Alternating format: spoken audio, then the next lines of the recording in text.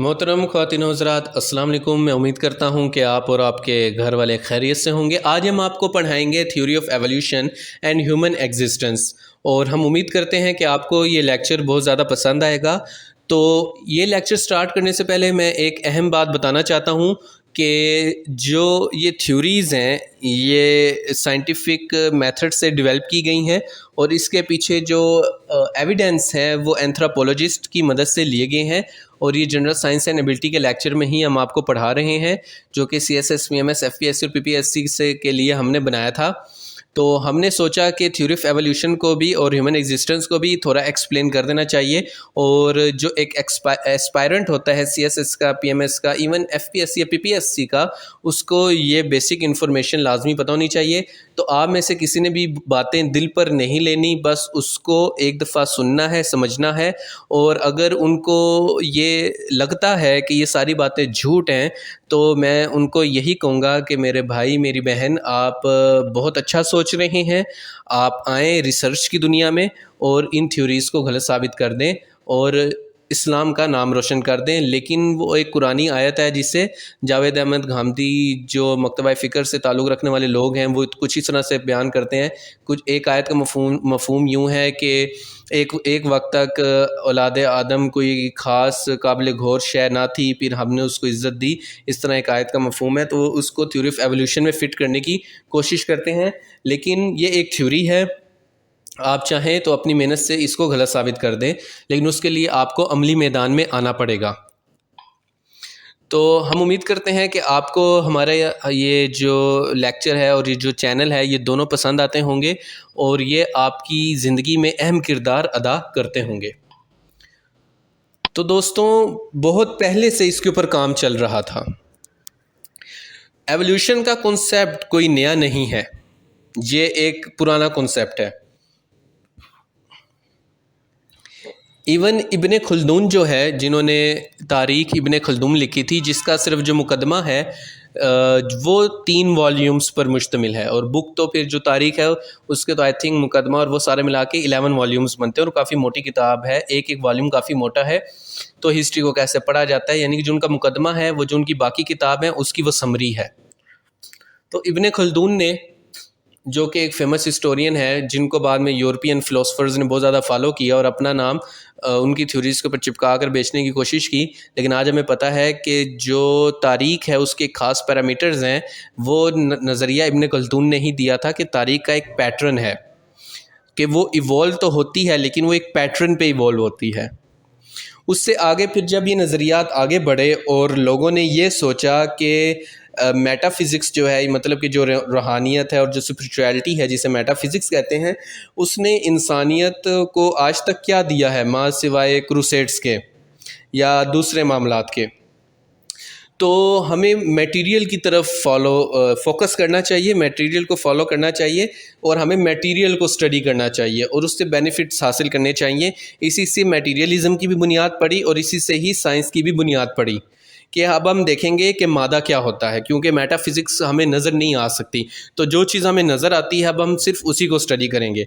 तो उससे इवॉल्व होते होते साइंस यहाँ तक पहुँची कि डार्विन के ज़माने में वो साइंटिस्ट ने एवोल्यूशन के ऊपर सोचना शुरू कर दिया, क्योंकि जो ऑब्जर्वेशन का मेथड और एक्सपेरिमेंट का मेथड उनको मुस्लिम साइंटिस्ट से विरासत में मिला था, जो कि साइप्रस के जज़ायर और स्पेन से होता हुआ यूरोप तक पहुंचा था, और इटालियन लैंग्वेज और फ्रेंच में वो ट्रांसलेट हो चुका था। तो जब उन्होंने उसको पढ़ा और जाना तो वो एवोल्यूशन की तरफ आगे बढ़े। और उस वक्त डार्विन के अलावा भी और साइंटिस्ट थे जो इस चीज़ को सोच रहे थे, लेकिन डार्विन ने बहादुरी करते हुए पहला कदम उठाया और अपना जो पेपर था वो शाया किया था, और उसकी बुक का नाम था ओरिजिन ऑफ स्पीशी। ये बहुत ही फेमस MCQs है जो अक्सर CSS, PMS, FPSC में आ जाता है कि ओरिजिन ऑफ स्पीशी किसने लिखी थी किताब, तो उसका आंसर है चार्ल्स डार्विन। तो इसके अलावा जीन बैप्टिस्ट लैममार्क था, उसने भी एवोल्यूशन ऑफ ट्रांसफॉर्मेशन के ऊपर बात की थी। ये जब मैं छोटा था तो मेरे फेवरेट साइंटिस्ट में से एक हुआ करता था। तो लैंडमार्क ने ये कहा था कि जिराफ इवॉल्व की है, और उन्होंने अपनी गर्दन स्ट्रेच की, क्योंकि जब वो छोटे दरख्तों से खुराक हासिल कर चुके थे, तो उन्होंने अपनी गर्दन को ऊपर की तरफ उठाना शुरू किया और स्ट्रेच करते रहे यहाँ तक कि जो उनकी चंद नस्लें आगे बढ़ी तो वो लंबी गर्दन पाते पाते पाते आज के जिराफ तक पहुँच गई। तो ये भी एक एवोल्यूशन का कॉन्सेप्ट है। जैसे आप देख सकते हैं कि पहले छोटी गर्दन थी, छोटी गर्दन वालों ने जो नीचे वगैरह थे उनको खा लिया, लेकिन फिर वो स्ट्रेच करते थे अपनी गर्दन को, वो ऊपर की तरफ बढ़ाते थे और बढ़ाते रहे यहाँ तक कि इतनी मेहनत करते रहे कि उनकी गर्दनें लंबी होगी और वो इवोल्व कर गए। इसी तरीके से डार्विन की थ्योरी कुछ इस तरह से थी कि इंसान भी इवॉल्व हुआ है, और ओरिजिन ऑफ स्पीशी किताब के अंदर कहीं पर भी ये नहीं लिखा हुआ कि इंसान बंदर से बना है, क्योंकि जो डीएनए ट्रांसफॉर्मेशन है और जो एविडेंसेस हैं वो बहुत ज़्यादा कम है, और आज भी साइंटिस्ट के पास क्लियर एविडेंसेस नहीं है कि इंसान बंदर से बना है। तो ये कोई ज़्यादा अचंभे की बात नहीं है कि अक्सर हम सुनते हैं कि डार्विन ने कहा था इंसान बंदर से बना है, तो जनाब उसने नहीं कहा था, ओरिजिन ऑफ स्पीशी में ये बात नहीं लिखी हुई। तो ये माना जाता है कि हमारा जो इंसेक्टर था वो एक था, मतलब कि आज जो एप्स हैं, जो जैसे कि गोरिल्ला है, जैसे कि चिंपैंजीज़ हैं और जैसे कि इंसान हैं, कहा जाता है कि इनका इंसेक्टर, इनका आबाओ अजदाद एक था। बाद में ये इवॉल्व होते हुए मुख्तलिफ ब्रांचेस में डिवाइड हो गए। इसकी एग्जांपल ऐसे दी जाती है कि जैसे जो रिलीजियस हिस्ट्री है या जो एडम और ईव की हिस्ट्री है, जिसको साइंटिस्ट भी कहते हैं ओके ठीक है, तो एडम और ईव ये पहले इंसान थे। और आज देखें, अगर हम सिर्फ पाकिस्तान में देख लें तो यहाँ पर जाट हैं, राजपूत हैं, मलक हैं, अराई हैं और बहुत सारी ज़ातें हैं, शेख हैं। तो ये इस तरह डिवाइड होते गए डिवाइड होते गए, और मेन हमारा कौन है बाउजदाद, वो आदम और अम्मा हवा हैं अलैहिस्सलातु वस्सलाम, ठीक है। इसी तरीके से जो हमारा पुराना इंसेक्टर था वो एक बंदर था, और वो इवॉल्व होता रहा, और इवॉल्व होते होते होते यहाँ तक पहुँच गया कि हमने इतनी ज़्यादा तरक्की हासिल कर ली। तो खैर ये एक बात की गई थी, और डार्विन ने ये कहा था कि बहुत सारी स्पीशीज़ होती हैं जिनमें सर्वाइवल ऑफ द फिटेस्ट का मामला होता है, कि वो सर्वाइव कर रही होती हैं और उसी जंग में बहुत सारे जो जानदार हैं वो इंस्टिंक्ट हो जाते हैं, वो नापैद हो जाते हैं, और जो अपने आप को फिट रखते हैं, तवाना रखते हैं, और जिनमें ज़िंदा रहने की जुस्तजू होती है, और वो तरक्की हासिल करते करते खुद को डेवलप करते रहते हैं। तो जैसे मैंने कहा कि एक कॉमन इंसेक्टर था। खैर हाँ, जो गांधी नज़रिया रखते हैं या जो पोस्ट मॉडर्न इस्लामिक आइडेंटिटी वाले लोग हैं, वो ये कहते हैं कि जैसे कि अल्लाह ताला ने कहा है कि हमने ज़िंदगी को पानी से शुरू किया, ज़िंदगी का आगाज़ पानी से हुआ। तो वो जो हमारा कॉमन इंसेक्टर है वो भी तो पानी से ही आया था, पानी से आया और फिर वो डेवलप होता रहा। जो फिट थे वो आगे बढ़े और जो अनफिट थे वो इंस्टिंक्ट होते गए, और चलते चलते वो मैमल्स तक पहुंच गए। फिर मैमल्स ने भी आगे मुख्तलिफ जो थी डिविजन्स होगी, कोल्ड ब्लडेड और वार्म ब्लडेड में, और फिर वहाँ से चिंपैंजीज और ह्यूमंस तक का सफ़र तय हुआ। लेकिन एक मासूमाना सा सवाल है कि साइंटिफिक स्टडी भी ये कहती है कि अम्मा हवा और आदम आज से तकरीबन कोई 1.5 लाख 1 लाख या 1 से 1.5 लाख साल पहले पाए जाते थे। तो अगर चिंपैंजीज़ भी उस वक्त मौजूद थे तो चिंपैंजीज़ अभी तक इवॉल्व क्यों नहीं हुए? ये एक बात है जिसका जवाब साइंस के पास नहीं है। इसके अलावा जो डीएनए की तब्दीली है वो कैसे हो गया? खैर, मैंने आपको पहले कहा था कि अपनी अकल के दरवाज़े खोल कर ये लेक्चर देखना है, और अगर आप में से किसी को भी बातें गलत साबित होती यानी कि गलत लगती हैं, तो अगर आप उनको गलत साबित करना चाहते हैं तो आएँ साइंस के मैदान में उसको गलत साबित कर दें, एविडेंस लेके आ जाएँ, प्रूफ लेके आ जाएँ। और ये जो मॉडर्न साइंटिफिक मेथड है ये तो हमारे मुसलमानों के ही दिए में है। हमारी किताबें इटालियन में, फ्रेंच में कन्वर्ट हुई थी, और जिससे फिर यूरोप ने इस्तिफ़ादा हासिल किया था। ये मुसलमानों की किताबें थीं जो लैटिन में कन्वर्ट हुई थीं, जिसको फिर ये डार्विन वगैरह और बाकियों ने पढ़ा था, और उन्होंने ऑब्जर्वेशन और साइंटिफिक मेथड को स्टडी करके ये चीज़ें आगे बयान की थीं। तो डार्विन की थ्योरी के ऊपर सबसे बड़ा एतराज़ है ही ये कि अगर बंदर था और उसने खुद को डेवलप किया तो अब डेवलप क्यों नहीं हो रहा? एक चेन होती है ना, चेन प्रोसेस होता है। ठीक है, चेन प्रोसेस कंप्लीट भी हो जाता है, लेकिन फिर इंसान इवॉल्व क्यों नहीं हो रहा? इंसान से आगे क्या है? हमने और हमारे डीएनए में जो तब्दीली आ रही थी वो क्यों रुक गई? और वो कौन सा वक्त था जब इंसान जो है वो डेवलप हो गया? कैसे कैसे हो गया? तो ये जो वाई है, इसका जवाब साइंस के पास नहीं होता, वो ये कह देते हैं बेसिक फिनोमेना ऑफ नेचर। तो इस्लामिक थॉट रखने वाले, जिनमें मैं भी हूँ, वो फिर ये जवाब देते हैं कि यही तो अम्र रब्बी है, कुन फाया कून है, जिसको आप जो है बेसिक फिनोमेना ऑफ नेचर कह रहे हो, तो उसके पीछे तो खुदा की ज़ात है। जब आपके पास किसी चीज़ का जवाब नहीं होता तो आप कहते हो कि नेचर ऐसे ही एक्ट करती है। तो भाई क्यों एक्ट करती है? कौन है? कौन उसको चला रहा है? कौन कंट्रोल कर रहा है? पीछे ऑर्डर किसका है? तो वो कह देते हैं we don't know but it is just a basic phenomena of nature. तो उसी के पीछे ही तो खुदा का वजूद है। और ये जो बहुत ज़्यादा लिबरल माइंड रखने वाले लोग हैं, जो कि आप कह लें कि लिबरल होने के साथ साथ सेकुलर थॉट्स भी रखते हैं, तो वो कहते हैं कि सब कुछ साइंस ही है, सब कुछ मटेरियल ही है। जैसे मैंने आपको पहले बताया था कि मटेरियल की स्टडी ने ही हमें इतनी तरक्की हासिल की, जो है तरक्की दी है। लेकिन आप ये बात भी ध्यान में रखें कि मटेरियल की तरक्की हासिल करने के बावजूद इंसान जो है वो मेटाफिज़िक्स और स्पिरिचुअलिटी की तरफ अट्रैक्ट होता है।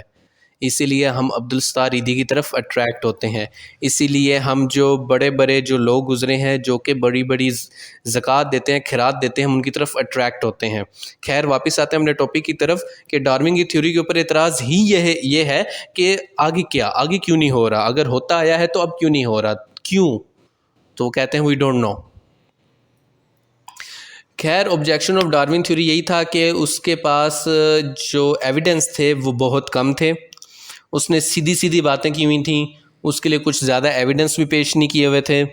और उसका जो एक दोस्त था, उसने भी बाद में इसके ऊपर काम किया था, लेकिन वो भी एविडेंस नहीं दे सका था। आप पॉज करके इसको स्टडी कर सकते हैं। क्रिटिसिज्म डार्विन की थ्योरी के ऊपर यही है कि उसने इस चीज़ को एक्सप्लेन ही नहीं किया था कि वो कौन से बायोकेमिकल रिएक्शंस थे। बायोकेमिकल रिएक्शंस का मतलब है वो केमिकल रिएक्शन जो ज़िंदा जानदारों के अंदर होते हैं, उन्हें बायोकेमिकल रिएक्शंस कहते हैं। तो वो कौन से बायोकेमिकल रिएक्शंस थे जिनसे एक स्पीशी दूसरी में कन्वर्ट हो गई? कैसे? जिस्म की साख्त तब्दील हो गई, कैसे? देखें, हमने आपकी बात मान ली कि जो जिराफ है उसकी गर्दन लंबी हो गई, यहाँ तक तो हम एवोल्यूशन को मान लेते हैं। लेकिन जिराफ क्या ज़ेब्रा में कन्वर्ट होता है? ज़ेब्रा आगे क्या लाइन में कन्वर्ट होता है? कैसे? कैसे ये हो सकता है? या फिर जिराफ जो है वो आगे अपनी कोई और जो है उसमें कन्वर्ट क्यों नहीं हुआ? कोई जिराफ एक्स होता, जिराफ प्रो होता, जिराफ प्रो मैक्स होता, जिराफ अल्ट्रा प्रो मैक्स होता, एक्सेट्रा एक्सेट्रा। तो उधर क्यों नहीं हुआ? ये इधर ही क्यों हुआ? तो ये क्रिटिसिज्म है जो कि डार्विन की थ्योरी पर होता है, और इसका जवाब साइंस के पास अभी तक नहीं है, इवन एंथ्रोपोलॉजिस्ट के पास नहीं है। एंथ्रोपोलॉजिस्ट वो स्टडी है, एंथ्रोपोलॉजी वो स्टडी है जिसमें इंसान क्यों है ये स्टडी किया जाता है, और इंसान कैसे बना ये स्टडी किया जाता है, और एवोल्यूशन भी उसमें स्टडी की जाती है। तो जैसे कि मैंने आपको कहा कि एक जानदार था, वो आगे डिवाइड हुआ और उससे चलते चलते चलते ह्यूमंस तक का सफ़र तय हुआ। तो प्रीमेट्स था, वो आगे डिवाइड होता गया और हमारे पास भी न्यू वर्ल्ड मंकी और ओल्ड वर्ल्ड मंकी पैदा हुए। और न्यू वर्ल्ड में हमारे पास न्यू वर्ल्ड मंकी है, और ओल्ड वर्ल्ड मंकी में हमारे पास एप्स और मैन की कैटेगरी भी आ जाती है। जैसे कि मैंने आपको कहा था कि हमारा एक कॉमन इंसेक्टर था जिसे प्रीमेट कहते हैं, प्रीमेट इंसेक्टर। वही आगे मुख्तलिफ जानदार बनाता रहा, वो मुख्तलिफ जगहों पर गया तो उन जगहों के लिहाज से ख़ुद को ढालता गया, और जैसे वो मुख्तलिफ जगहों में मुख्तलिफ इन्वायरमेंट में माहौल में अपने आप को ढालता गया तो वो मुख्तलिफ स्पीशी में कन्वर्ट होता गया। और फिर वो होमिनाइड्स में आया, जिसमें फिर हमारे पास न्यू वर्ल्ड मंकी हैं, ओल्ड वर्ल्ड मंकी हैं, हमारे पास गबून्स हैं, हमारे पास गोरेला हैं, फिर चिंपैंजी हैं, और फिर इंसान बना। जैसे कि आप यहाँ पर देख सकते हैं एक प्रीमेटिव इंसेक्टर है जिससे जो हमारे पास प्रोजीमियंस हैं और एंथ्रोपॉइड्स हैं। एंथ्रोपॉइड्स में हमारे पास new world monkey, old world monkey, gibbons, gorillas, chimpanzees और ह्यूमंस आ जाते हैं। फिर उसमें हम और डिवाइड करते हैं गबून्स से लेकर ह्यूमंस तक को होमिनॉइड्स में। फिर हम जो होमोसैपियन है वो इंसान को कहते हैं, क्योंकि ये सब एक कॉमन इंसेक्टर रखते हैं। इन सब का कॉमन इंसेक्टर एक ही है और ये बात है 50 मिलियन साल पहले की। 50 मिलियन साल का मतलब ये है आज से 5 करोड़ साल पहले। 5 करोड़ साल पहले एक प्रीमेटिव इंसेक्टर था जो कि 40 करोड़ साल बाद प्रोजमियंस में और एंथ्रोपॉइड्स में डिवाइड हो गया, आज से 4 करोड़ साल पहले, 40 मिलियन ईयर्स पहले। फिर सफ़र चलते चलते चलते चलते आज से कोई 5 लाख से 6 लाख साल के दरमियान चिंपैंजीज और ह्यूमन में डिवीजन हो गई और 6 लाख साल से लेकर अब तक इंसान इवॉल्व हुआ है। और इंसान की बहुत सारे जो कज़न्स वगैरह थे जो कि हम अभी आपको आगे पढ़ाएंगे, वो इंस्टिंक्ट हो गए और सिर्फ इंसान ज़िंदा रहा क्योंकि वो माहौल में खुद को ढालता रहा और अपने ब्रेन से काम लेता रहा, दिमाग से काम चलाता रहा कि यहाँ तक कि वो इतनी तरक्की हासिल करने में कामयाब हो गया और ज़्यादा से ज़्यादा इंस्ट्रूमेंट को यूज़ करने के काबिल हो गया। फिर से आपको वही बात दिखाई गई है, अर्लीस्ट कॉमन इंसेक्टर था जो कि यहाँ पर आपको दिखाया गया है। यहाँ पर आप उसको देख सकते हैं, स्क्रीन को पॉज करके स्टडी कर सकते हैं। तो ये है मीट पुरगाट्रियस, इसी से ही वो जानदार बने, इसी से ही new world monkey, old world monkey और चैंपियंजीज, ह्यूमंस वगैरह बने हैं। इसी से ही कंसिडर किया जाता है। और ये कहाँ से आया था? ये एक और बहुत ही पुरानी कहानी है कि वहाँ से आया था कि जो कि पानी से आया था, पानी से जानदार आया था। वो इवॉल्व होते होते होते पुरगैटोरियस बना और पुरगैटोरियस मुख्तलिफ जगहों पर जब गए तो इवॉल्व होते होते होते ह्यूमंस तक का सफ़र तय किया। तो खैर ये कोई हतमी बात नहीं है, ये अभी तक स्टडी चल रही है। आप अगर इसको गलत समझते हैं तो आएँ साइंस की दुनिया में और इसको गलत साबित कर दें। साइंस की दुनिया में हर एक को वेलकम किया जाता है। और हम उम्मीद करते हैं कि आपको हमारे ये लेक्चर्स पसंद आते होंगे और ये आपकी मदद करते होंगे। तो जैसे कि हम आपको पहले भी बता चुके हैं कि किस तरह से जानदारों के दरमियान डिवीजन हुई थी और फिर चिंपैंजीज़ और ह्यूमंस तक बात आ पहुंची। और चिंपैंजीज़ और ह्यूमन तकरीबन मोर देन 90% अपना डीएनए शेयर करते हैं। तो यहाँ पर अर्ली जो है प्रीमेट जो है जो आपको बताया था प्रेटोरियस, और वहाँ से किस तरीके से जानदार डिवाइड हुए। जी जनाब, आप यहाँ पर अपनी स्क्रीन के अंदर देख सकते हैं फिर जो ह्यूमन एवोल्यूशन है वो कैसे हुई थी और पहला जो इंसान है वो कैसे डेवलप हुआ था। और जो पहली फ़ीमेल ह्यूमन है जिससे इंसानों की नस्ल आगे बढ़ी है उसे लूसी कहा जाता है। उसके ऊपर एक हॉलीवुड की लूसी मूवी भी बनी है। उसी से फिर आगे हमारे पास डेवलप होते होते स्पीशी होमो बनी थी, उससे फिर होमो इरेक्टस बने। होमो इरेक्टस से फिर आगे होमो निएंडरथैलेनिस बने, होमो सैपियंस बने और डेनिसोवन्स बने, जिसमें से होमो निएंडरथैलेंस इंस्टिंक्ट हो गए, डेनिसोवन्स भी नापैद हो गए, होमो निएंडरथैलेंस भी नापैद हो गए और होमो सैपियंस सिर्फ ज़िंदा रहे। यहाँ पर आप अब और अच्छे तरीके से देख सकते हैं कि 1 मिलियन साल पहले जो होमो स्पीशी है वो होमो इरेक्टस से आगे 3 में डिवाइड होगी, जिनमें से 2 मर गए और सिर्फ होमो सैपियंस ज़िंदा रहे क्योंकि सर्वाइवल ऑफ द फिटेस्ट की बात थी। यहाँ पर फिर आपको दिखाया जा रहा है कि एक कॉमन इंसेक्टर था, वो आगे फिर आया हमारे पास ऑस्ट्रालोपिथेकस, वो आगे बढ़ा और होमो हैबिलिस बना। होमो हैबिलिस फिर होमो इरेक्टस बना। होमो इरेक्टस फिर आगे डिवाइड हुए होमो निएंडरथैलेंसिस में और होमो सैपियंस में। आप यहाँ पर इनको देख सकते हैं। फिर से आपको डिवीजन दिखाई गई है ताकि आप अच्छे तरीके से समझ लें। यहाँ पर भी आपको वही चीज़ समझाने की कोशिश की गई है कि कैसे प्रीमेट थे, और ये MYA का मतलब है मिलियन ईयर्स आगो, 40 मिलियन ईयर्स आगो, और 1.5 मिलियन ईयर्स पहले यानी कि आज से 15 लाख साल पहले होमोसैपियन डेवलप हुए थे। होमोसैपियन मतलब कि इंसान। जैसे मैंने आपको कहा कि साइंटिस्ट, जो रिलीजियस साइंटिस्ट हैं, जो बिलीवर्स हैं, वो भी यही कहते हैं कि अम्मा हवा और आदम तकरीबन आज से तकरीबन कोई 15 लाख साल पहले इस दुनिया के अंदर आए थे, और उसी वक्त ये जो होमोसैपियन है, पहली स्पीशी है, इसके भी एविडेंस पाए जाते हैं। और यहाँ पर आपको कॉमन इंसेक्टर दिखाया गया है। अब आप बहुत अच्छे तरीके से समझ सकते हैं कि ऑस्ट्रालोपिथिकस कन्वर्ट हुए होमो हैबिलिस में, वो कन्वर्ट हुए होमो इरेक्टस में, वो कन्वर्ट हुए होमो निएंडरथैलेंसिस में, वो आगे मर गए और क्या बचे, होमो सैपियंस बचे। और अगर आप यहाँ पर देखें, जो हमारे इंसेक्टर्स हैं वो 6 मिलियन ईयर्स पहले यहाँ पर पाए जाते थे, और जो इंसान है वो 2 लाख साल पहले इवोल्व हुआ था। कि जो पहले मैंने आपको बताया कि 1.5 मिलियन ईयर समझे जाते हैं, यानी कि 15 लाख, और कुछ किताबों में 2 लाख साल कहा जाता है। तो मुख्तलिफ़ किताबों में मुख्तलिफ बात होती है, और कॉमन जो बात है वो 1.5 से 2 लाख साल पहले ही है कि जो पहला इंसान था वो तभी वजूद में आया था। यहाँ पर आप देख सकते हैं कि सबसे पहले कौन था, ऑस्ट्रालोपिथिकस, उससे होमो हैबिलिस बने थे, उससे होमो इरेक्टस बने थे।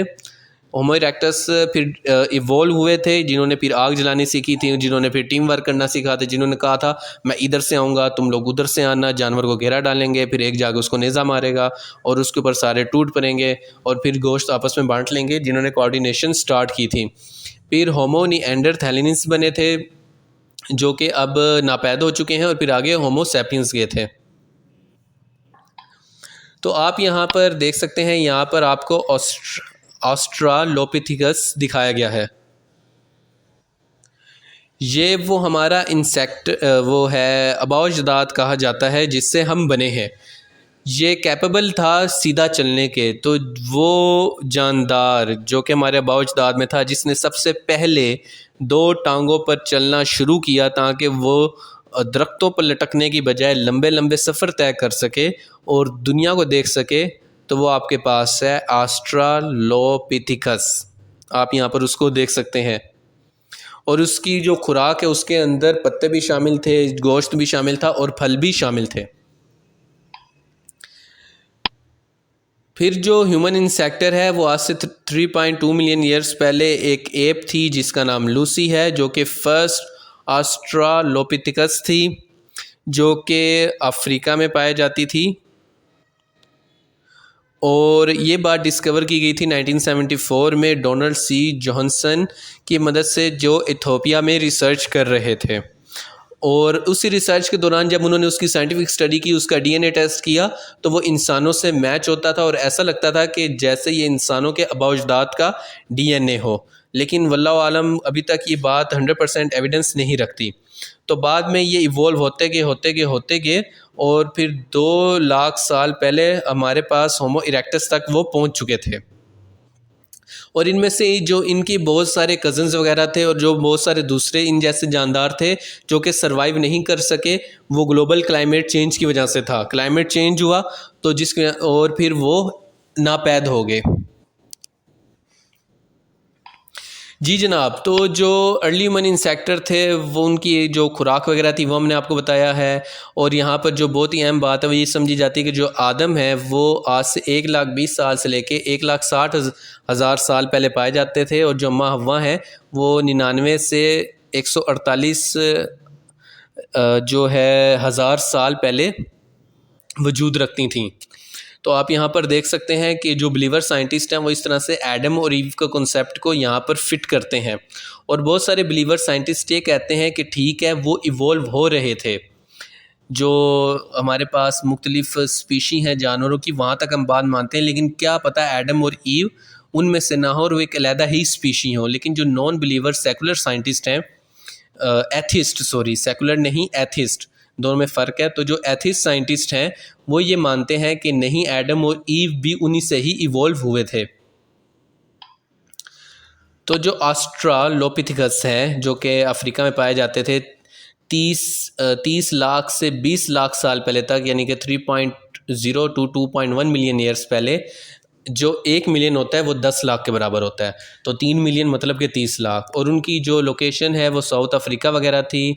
और हमारे पास ये मुख्तलिफ इलाके थे, वो फिर चलते हुए इथोपिया तक भी आए थे। और उनके फ़ीचर में स्कल्स था, उनके दांत वगैरह, ये सारा कुछ उनमें फ़ीचर्स पाए जाते थे। और जो 4 मिलियन ईयर्स पहले के थे वो भी यहाँ पर आपको दिखाए गए हैं कि, लेकिन जो फिर 4 मिलियन ईयर्स से 3 मिलियन ईयर्स तक का सफ़र था उसमें आप देख सकते हैं कि उनके अंदर मुख्तलिफ वेरिएशन आ रही थी जब उन्होंने चलना शुरू किया और अपने दिमाग को इस्तेमाल करना शुरू किया। तो पहले तो वो दरख्तों में लटकते थे, फल खाते थे, लेकिन जब उन्होंने एक्सपेरिमेंट किए, मुख्तलिफ पत्ते खाए, सब्जियां चखीं, और वो फिर जब सफ़र कर रहे थे जिसमें फिर उन्होंने गोश्त भी खाया, इंसेक्ट्स वगैरह भी खाई और दूसरे छोटे जानदार हशरातुल अर्ज़ को भी खाया, तो उससे फिर वो डेवलप हो रहे थे और अपने ब्रेन को इस्तेमाल कर रहे थे। और उस वक्त से लेकर आज तक ह्यूमन एवोल्यूशन का साइंटिफिक अगर कोई आंसर बनता है तो वो यही है, मुसलसल मेहनत, मुसलसल ब्रेनस्टॉर्मिंग, सोचना कैसे होगा, प्रॉब्लम सॉल्व करना, मुश्किलात का सामना करना, मुश्किलात को हल करना। और उसी से हम उस वक्त से लेकर आज तक इवॉल्व होते आए हैं। और सिर्फ एक ये लॉजिकल आंसर साइंटिस्ट की तरफ से दिया जाता है, बाकी जो वाई है, क्यों, उसका आंसर साइंस अभी भी ढूंढ रही है कि वो कौन से बायोकेमिकल रिएक्शन थे जिससे उनकी जीन्स तब्दील हुई थी। फिर जो जेनस है ऑस्ट्रालोपिथेकस, उसके बारे में यहाँ पर आपको दिखाया गया है कि वो इवॉल्व हो रहा था 45 जो लाख साल पहले, फिर उससे फिर वो आगे बढ़ता रहा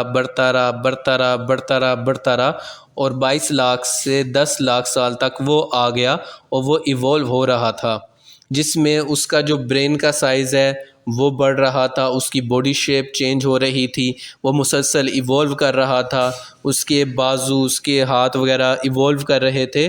और अब वो तैयार था कि वो अगले जेनस में कन्वर्ट हो सके। और यहाँ से जो फिर लूसी है, जो कि पहली वो जानदार कंसिडर की जाती है जिससे जो अगली नस्ल पैदा हुई, वो इवॉल्व नस्ल थी, वो पहले से बेहतर नस्ल थी। तो यहाँ पर आपको फिर एक स्लाइड की मदद से आप इंफॉर्मेशन देख सकते हैं। आप यहाँ पर वीडियो को पॉज करके उसको स्टडी कर सकते हैं। और ये पहला जानदार था जिसका ह्यूमन लाइक स्ट्रक्चर था, जो कि इंसानों के करीब तरीन था। और लूसी बहुत ही फेमस है कि वो पहली थी जिससे जो अगली नस्ल बढ़ी वो ऑस्ट्रालोपिथेकस से अगले जेनस की थी, वो उससे ज़्यादा बेहतर थी, उससे ज़्यादा शानदार थी। और यहाँ पर आप देख सकते हैं किस तरीके से वो इवॉल्व कर रहे थे, वो कैसे इवॉल्व कर रहे थे। यहाँ पर स्क्रीन को पास करके आप देख सकते हैं कि किस तरीके से वो इवॉल्व करते करते करते आगे बढ़ रहे थे। हम उम्मीद करते हैं कि आपको ये लेक्चर देखने में मज़ा आ रहा होगा, और अगर ये चैनल आपके लिए कारआमद है तो हम बहुत ही ज़्यादा खुश हैं कि हमारी ये मेहनत किसी के काम आ रही है। तो होमो की अगली जो नस्ल थी वो होमो हैबिलिस थी। होमो जो हैबिलिस हैं वो पहली इवॉल्व नस्ल थी जो कि बहुत ही अच्छे तरीके से इवॉल्व हो चुकी थी, और अब वो अपने दिमाग को और ज़्यादा इस्तेमाल करना शुरू कर रहे थे, जिसमें जो अपने हाथों से उन्होंने काम करना बहुत ही ज़्यादा सीखा। अब वो अपने हाथों का इस्तेमाल ज़्यादा से ज़्यादा करना चाह रहे थे, और वो चाह रहे थे कि उनके जो हाथ हैं वो ज़्यादा से ज़्यादा काम करें और उनके हाथों के अंदर फ्लेक्सिबिलिटी आए, जैसे कि आज इंसानों के हाथों में है। अगर ये ऐसे हाथ उनके पास होते तो शायद वो भी बहुत जल्दी तरक्की कर पाते, और अब वो अपने दिमाग को पहले की निस्बत ज़्यादा इस्तेमाल कर पा रहे थे। तो होमो हैबिलिस जो हैं वो एक एक्सटिंक्ट स्पीशी हैं इंसानों की, जो कि होम जेनस हमारा शेयर करती हैं, जो कि 1.5 मिलियन ईयर्स आगो, यानी कि 15 लाख साल पहले ख़त्म हो गई थी। और 1980s के अंदर होमो हैबिलिस के कॉन्सेप्ट को लाया गया था, वरना साइंटिस्ट ये मानते थे कि जो स्पीशी है वो होमो हैबिलिस की बजाय होमो इरेक्टस में कन्वर्ट हो गई थी। और आज भी एक कंट्रोवर्शियल बात है इसके ऊपर, और साइंटिफिक एविडेंस इकट्ठे किए जा रहे हैं, लेकिन होमो इरेक्टस बनने से पहले होमो हैबिलिस बने थे। बहुत सारे साइंटिस्ट ये भी मानते हैं। तो यहाँ पर आप देख सकते हैं कि जो इवॉल्व जो उनकी है जो है ऑस्ट्रालोपिथेकस हैं, उससे जो होमो हैबिलिस हैं, और फिर वो आगे कैसे बढ़ते हुए अपने आप को इवॉल्व कर रहे थे। तो जो होमो हैबिलिस हैं वो कुछ ऐसे दिखते थे जैसे आप अपनी स्क्रीन पर देख रहे हैं। तो आप इस वक्त अपनी स्क्रीन के ऊपर होमो हैबिलिस को देख रहे हैं। आप देख सकते हैं कि ऑस्ट्रालोपिथेकस की निस्बत होमो हैबिलिस जो हैं वो ज़्यादा इंसानों के करीब तरीन होते जा रहे हैं, जिससे उनका जो चेहरा है उस पर बालों की कमी आ रही है, गर्दन पर भी बालों की कमी आ रही है, और वो ताकि अपनी सेंसेस का अच्छे तरीके से इस्तेमाल कर सकें, और उनकी जो बॉडी शेप है उसके अंदर भी आपको स्लाइड चेंजेस नज़र आएंगे। जो होमो हैबिलिस हैं ये पहले इंसान समझे जाते हैं। कुछ लोग होमो इरेक्टस को पहला इंसान कहते हैं, कुछ होमो हैबिलिस को पहला इंसान कहते हैं। तो इससे कोई फ़र्क नहीं पड़ता कि होमो इरेक्टस को कहा जाए या होमो हैबिलिस को कहा जाए, क्योंकि जो होमो हैबिलिस है उनका जो कॉन्सेप्ट है वो होमो इरेक्टस के बाद में आया था कि नहीं, जो ऑस्ट्रालोपिथेकस हैं उसके बाद होमो इरेक्टस से पहले होमो हैबिलिस बने थे, और जो आग है वो भी होमो हैबिलिस ने ही डिस्कवर की थी। लेकिन ये अभी एक कंट्रोवर्शियल बात है, इसके ऊपर अभी साइंटिस्ट में बहस चल रही है। तो यहाँ पर होमो हैबिलिस के बारे में आपको बताया गया है, इनकी हाइट के बारे में, कैपेसिटी के बारे में। अब इनका जो ब्रेन का साइज़ है वो थोड़ा और इंक्रीज़ हुआ था, उनके सोचने समझने की सलाहियत और ज़्यादा थी, और ऑस्ट्रालोपिथेकस की निस्बत वो अपने दिमाग को ज़्यादा इस्तेमाल करते थे। और जो होमो हैबिलिस है उनका जो फैमिली सिस्टम है वो ऑस्ट्रालोपिथेकस की निस्बत काफ़ी बेहतर था, और उनमें जो फैमिली ट्रेडिशंस हैं और ग्रुप में काम करना था वो भी ऑस्ट्रालोपिथेकस की निस्बत काफ़ी बेहतर था। आप यहाँ पर स्क्रीन को पास करके देख सकते हैं। तो आप यहाँ पर देख सकते हैं कि जो होमो हैबिलिस हैं उनका स्कल वगैरह आपको दिखाया गया है, और यहाँ पर मुख्तलिफ जानदारों के भी सेल आपको दिखाए गए हैं। तो ऑस्ट्रालोपिथेकस के बाद होमो हैबिलिस बने, और उससे फिर डेवलप हुए होमो इरेक्टस। लेकिन जैसे जैसे ये इवॉल्व हो रहे थे, पिछले वाले जानदार जो हैं वो नापैद होते जा रहे थे, क्योंकि वो सर्वाइव नहीं कर पा रहे थे लेटेस्ट माहौल में।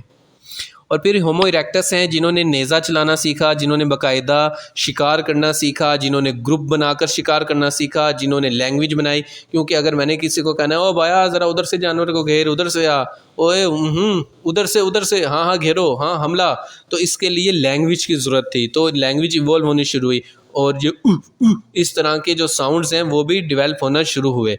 और होमो इरेक्टस जो हैं वो जो थे वो अपने मुंह से आवाज़ें निकाला करते थे। अभी ग्रामर और लैंग्वेज इवॉल्व नहीं हुई थी, वो सिर्फ आवाज़ें निकाला करते थे, इस तरह की आवाज़ें निकाला करते थे, जिससे वो एक दूसरे को हिंट दे सकें कि किस तरीके से शिकार करना है। और जो होमो इरेक्टस थे इनका फैमिली सिस्टम पहले से बहुत ज़्यादा डेवलप हो चुका था, और इनका जो ग्रुप में काम करने का सीन है वो भी पहले से बहुत ज़्यादा डेवलप हो चुका था। तो यहाँ आप देख सकते हैं कि ऑस्ट्रालोपिथेकस से जो होमो इरेक्टस है उनके दरमियान जो चेंजेस आए थे, अब वो उनकी जो बॉडी है वो श्रिंक हो रही थी ताकि वो बेहतर तरीके से अपने फंक्शंस परफॉर्म कर सकें, और उनकी जो बॉडी है वो इवॉल्व कुछ इस तरीके से हो रही थी ताकि मैक्सिमम काम परफॉर्म कर सके, और उनका जो ब्रेन है वो डेवलप हो रहा था और बाकी बॉडी श्रिंक हो रही थी। और होमो हैबिलिस होमो इरेक्टस के दरमियान आपको डिफरेंसेस दिखाए गए हैं कि होमो जो इरेक्टस थे वो बहुत ही ज़्यादा बेहतर थे होमो हैबिलिस से, और होमो इरेक्टस आज से 18 लाख साल पहले पाए जाते थे। 1.8 मिलियन का मतलब है 18 लाख साल, 1 मिलियन 10 लाख होता है, 1.8 18 होता है। तो आप देख सकते हैं कि ये, या आप उसको 800,000 भी कह सकते हैं। उसके बाद फिर ये डेवलप हो गए थे, और जो इनकी पिछली नस्ल थी वो नापैद हो गई थी, और ये डेवलप हो गए थे आगे और ज़्यादा इवॉल्व हो गए थे, जिससे फिर हमारे पास मॉडर्न ह्यूमंस आते हैं। होमो इरेक्टस के बारे में जो फैक्ट्स हैं वो आपको दिखाए गए हैं कि इसके जो फॉसिल्स हैं वो चाइना से पाए गए हैं, और मुख्तलिफ प्लेसेस से और भी पाए गए हैं। और जो होमो इरेक्टस थे वो लार्जर दन थे, जो उनका ब्रेन था वो ज़्यादा बड़ा था होमो हैबिलिस से। और जो होमो इरेक्टस है वो ज़्यादा अच्छी तरीके से फंक्शन परफॉर्म करते थे, और उन्होंने हथियारों का इस्तेमाल शुरू कर दिया था। और ये वो वक्त था जब इंसान ने हथियार इस्तेमाल करने शुरू कर दिए थे, और अब वो बाकायदा झुंड बनाकर शिकार करता था और अपना पेट पालता था। और ऑस्ट्रालोपिथेकस से फिर होमो इरेक्टस डेवलप हुए, और होमो इरेक्टस का आप देख सकते हैं जो स्कल है ऊपर राइट साइड पे आपको दिखाया गया है वो इंसानों के ज़्यादा करीब तर है। फिर आगे होमो इरेक्टस 2 में डिवाइड हुए, एक्चुअली 3 में डिवाइड हुए थे, 2 नापैद हो गई और होमो सैपियंस सिर्फ ज़िंदा रहे। लेकिन जो 2 फेमस हैं उसमें एक होमो निएंडरथैलेंस है और एक होमो सैपियंस है। आगे आप होमो इरेक्टस के बारे में फैक्ट देख सकते हैं, उनकी एवरेज हाइट देख सकते हैं, एवरेज वेट देख सकते हैं, आप देख सकते हैं उनकी डाइट क्या थी और वो हंटिंग वगैरह करते थे। ये वो वक्त है जब इंसान शिकार करना सीख चुका था और मुंह से आवाज़ें निकालना सीख चुका था। और इससे जो अब अगली स्पीशी थी वो थी जो कि ग्रामर इस्तेमाल करती थी, जिनके पास बातचीत के लिए अल्फाज मौजूद थे। आप यहाँ पर देख सकते हैं होमो इरेक्टस तक का अभी तक सफ़र तय हो चुका है। तो उसके बाद फिर हमारे पास एक और हैं डेनिसोवंस, जिन्हें डेनिसोवा भी कहा जाता है। ये आज से 3 से 4 लाख साल पहले पाए जाते थे और ये अफ्रीका में रहते थे। उसके बाद ये इंस्टिंक्ट हो गए और नापैद हो गए। और ये इनका जो लोअर फोरहेड था और वो वाइट था, और आज के जो मंगोल हैं वो इससे बहुत ज़्यादा रिजेम्बलेंस रखते हैं। और यहाँ पर उनकी जो बॉडी शेप है वो दिखाई गई है। आप देख सकते हैं कि जो मॉडर्न ह्यूमंस हैं, निएंडरथैल्स और ह्यूमंस, और जो डेनिसोवंस हैं, ये एक कॉमन इंसेक्टर शेयर करते हैं जो आज से 1 मिलियन ईयर पहले पाया गया था। मतलब आज से 10 लाख साल पहले एक ऐसा जानदार था, उससे आगे 3 नए जानदार निकले थे, मतलब कि उसके 3 बेटे थे। उन 3 बेटों में से एक इंसान बने, एक निएंडरथैल्स बने और एक डेनिसोवा बने, ठीक है। लेकिन बाद में जो उसके 2 भाई थे वो हालातों वाक़यात का सामना ना कर सके, मर गए, और जो सिर्फ ह्यूमंस थे वो आगे बढ़ते रहे और उनके कज़न्स नापैद हो गए। और आज से 10 लाख साल पहले इन तीनों का आबाओ-अजदाद एक ही था। तो जो निएंडरथैल्स थे ये बहुत ही ज़्यादा जंगजू थे, बहुत ही ज़्यादा जंगली किस्म के थे, और जो पोस्ट मॉडर्न इस्लामिक थॉट्स रखते हैं और जो लिबरल्स हैं और जो पोस्ट इस्लामिक थॉट्स भी रखते हैं, वो फिर कुरान की उन्हीं आयत को लेके आते हैं कि एक वक्त था कि इंसान को इतना काबिल ज़िक्र चीज़ ना थी, फिर हमने उसको इज़्ज़त दी। और एक और आयत लेके आते हैं कि वो बहुत से ग्रोह हैं, बहुत सी उम्मतें हैं जो कि हमने हलाक कर दी, बहुत से अफराद हैं और बहुत सी नस्लें हैं जिनको हमने हलाक कर दिया, जो कि कुरान की आयत का मफ़हूम बनता है। तो वो उसको निएंडरथैल्स के ऊपर शिफ्ट करते हैं और उसको डेनिसोवा के ऊपर भी शिफ्ट करते हैं। डेनिसोवा निएंडरथैल्स के ऊपर वो इन चीज़ों को आयत को फ़िट करते हैं और कुरानी आयत से एवोल्यूशन को साबित करने की कोशिश करते हैं। खैर ये एक सिर्फ थ्योरी है और ये चेंज होती रहेगी। तो निएंडरथैल्स जो हैं उनको होमो निएंडरथैलेंसिस भी कहा जाता है। वो आप देख सकते हैं कि ये इंसानों के बहुत करीब थे। अगर ये आज के दौर में आए तो आप यही समझ लेंगे कि ये इंसान है लेकिन किसी और बरे-आज़म के हैं। इनके और इंसानों के दरमियान आपस में ताल्लुकात कायम होते थे, वो आपस में रिश्ते भी लेते रहते थे। और ये मिडल ईस्ट और यूरोप वगैरह में पाए जाते हैं, जिनको एशिया और यूरोप को यूरेशिया कहा जाता है। तो ये बाद में नापैद हो गए क्योंकि ये बहुत ही ज़्यादा ज़ालिम कौम थी और ये अचानक नापैद हो गए, और ये ज़्यादातर यूरोप में पाए जाते थे। और ये इंसानों की निस्बत छोटे कद के थे लेकिन उनसे ज़्यादा ताकतवर थे और बहुत ही ज़्यादा सख्त जान थे, और इनकी लंबी नाक होती थी और प्रोजेक्टिंग मिड फेस होता था। आप यहाँ पर इनको देख सकते हैं। अगर आप देखें तो आपको कहेंगे कि ये तो मंगोलों की तरह लग रहे हैं। तो हाँ, जब इंसान और उनके दरमियान इंटरकोर्स हुआ था और एक स्पीशी जो नई बनी थी, जो एक इंसान ही थी, होमो सैपियन ही थी, तो वो जो चाइना और मंगोल में जाके बात हुई थी, तो वो आज भी उन्हीं की नस्लें हैं। इवन के फ्रेंच पीपल को भी निएंडरलैंड्स और निएंडरथैल्स और ह्यूमन का जो हाइब्रिड नस्ल कहा जाता है, यानी कि इन दोनों से मिलकर बनी थी। तो यहाँ पर उनके फीचर्स दिखाए जा रहे हैं, आप स्क्रीन को पॉज करके स्टडी कर सकते हैं। तो होमो सैपियंस अलहदा हो गए थे और जो बाकी 2 हैं वो अलहदा हो गए थे। ये एक ही बाप के 3 बेटे थे जिनमें से 2 मर गए और एक आगे बढ़ा। ये आसान तरीका है कॉन्सेप्ट याद रखने का। तो आप देख सकते हैं निएंडरथल जो हैं वो छोटे होते थे और मॉडर्न ह्यूमन जो हैं वो साइज़ में लंबे हैं और पतले लंबे हैं, और वो छोटे और मोटे होते थे। छोटे मोटे तो नहीं, खैर छोटे और चौड़े। आप यहाँ पे उनके दरमियान फ़र्क को देख सकते हैं। जी हाँ, तो जो होमो सैपियन थे और निएंडरथल्स थे, उनके दरमियान जो आपस में रिश्ते तय हुए और जो नस्लें आगे बढ़ी, वो आप यहाँ पर देख सकते हैं कि हान चाइनीज़, फ्रेंच, मंगोल उन्हीं की नस्ल से हैं। और जो पैपुआन है वो भी हैं, योरूबा हैं और सैन है। ये तमाम के जो सैन है वो इंसान ही हैं, लेकिन जो इंसान और निएंडरलैंड्स ने आपस में रिश्ते तय किए, उनसे जो बच्चे पैदा हुए उनमें से ये 4 मुख्तलिफ आगे बढ़े हैं। क्योंकि जब आप निएंडरलैंड्स को स्टडी करते हैं तो आप कहते हैं लो इस तरह के चेहरे तो हमने आज भी देखे हैं। तो जनाब ये वो हैं जिनके साथ जिनके साथ इंसानों ने रिश्ते तय किए थे और वो आगे बढ़े थे। तो आप ये ब्रेन का जो है डिफरेंस वो भी देख सकते हैं कि उनका दिमाग कैसा था और इंसानों का दिमाग कैसा है। अब आप यहाँ पर देख सकते हैं कि किस तरीके से इंसान आगे बढ़ता रहा। लेकिन आगे क्या, आगे हम क्यों नहीं बढ़ रहे? अब ये अभी हमारे अंदर जो हैं वो चेंजेस क्यों नहीं आ रहे? आज साइंस ने इतनी तरक्की कर ली है कि इंसान के जिस्म में होने वाली एक एक तब्दीली वो मेडिकल इक्विपमेंट्स की मदद से देख लेते हैं। तो अभी हम आगे इवॉल्व क्यों नहीं कर रहे? तो जो बिलीवर्स हैं वो जो क्वेश्चन है वो नॉन बिलीवर से करते रहते हैं, और जो एथिस्ट है उनका इसके पास कोई जवाब नहीं है। तो वो कहते हैं this is basic phenomena of nature. तो फिर हम कहते हैं this is God, behind the basic phenomena of nature is God.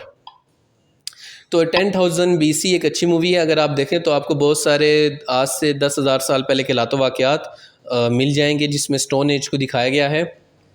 The tree of life भी एक अच्छी मूवी है, आप वो भी देख सकते हैं। और जो लूसी है वो भी एक अच्छी मूवी है, आप वो भी देख सकते हैं। और हमारा मकसद कम से कम आपको मिस्टर शर्लॉक होम्स जितना ज़हीन करना है ताकि बाद में आप एवी सीना बोली सीना